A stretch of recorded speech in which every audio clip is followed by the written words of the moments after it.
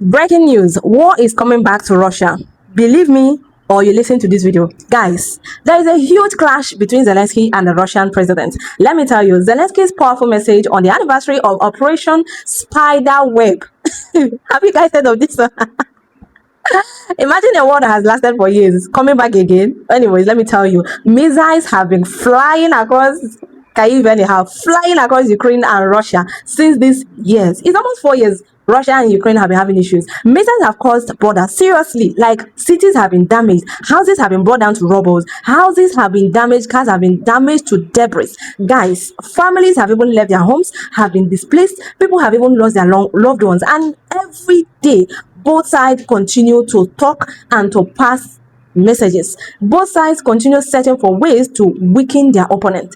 Is it that these two doesn't even care about their citizens? Is that what it is? But let me take you down into the matter. Now, imagine the leader of one of the countries standing before the nation and declaring that his military is no longer simply defending itself, but also, increasingly capable of striking deep inside the enemy's territory. So, which of the leaders and which of them is the enemy's territory? So, right now, it looks like Russia now sees Ukraine as enemy, and Ukraine sees Russia as enemy too. But that is what it is. That was the message delivered by Ukrainian President Zelensky to Russia, where he marked the anniversary of the Ukraine's most talked about military operations known as Operation Spiderweb. Just like United States named the operation, what was that? Was that Fury something? Operation Fury. I forgot it, but I will just tell you guys. But that is what it's looking like right now. Seems like any country that starts their own operation, they have a name for it.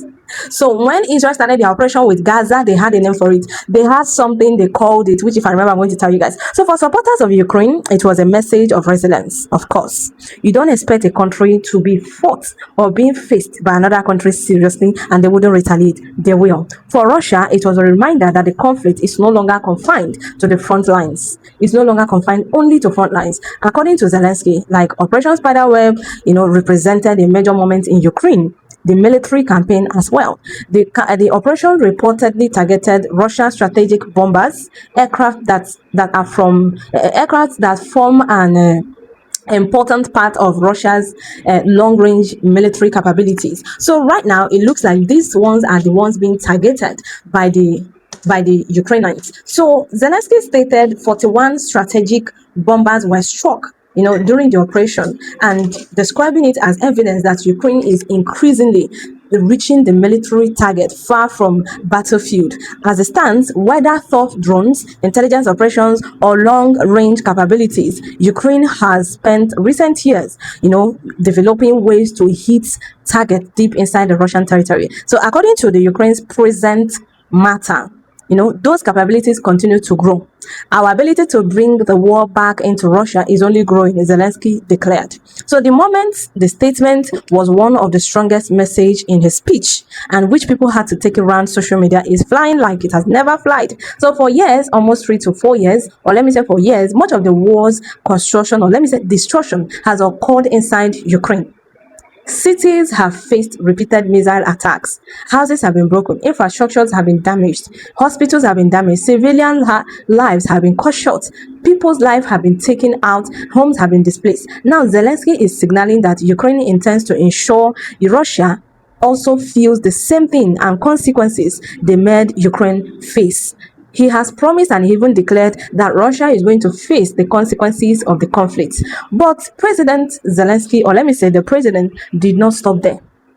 Zelensky did not stop at those declarations. He also turned attention to another battlefield, one that is not fought with tanks or soldiers, but with economics.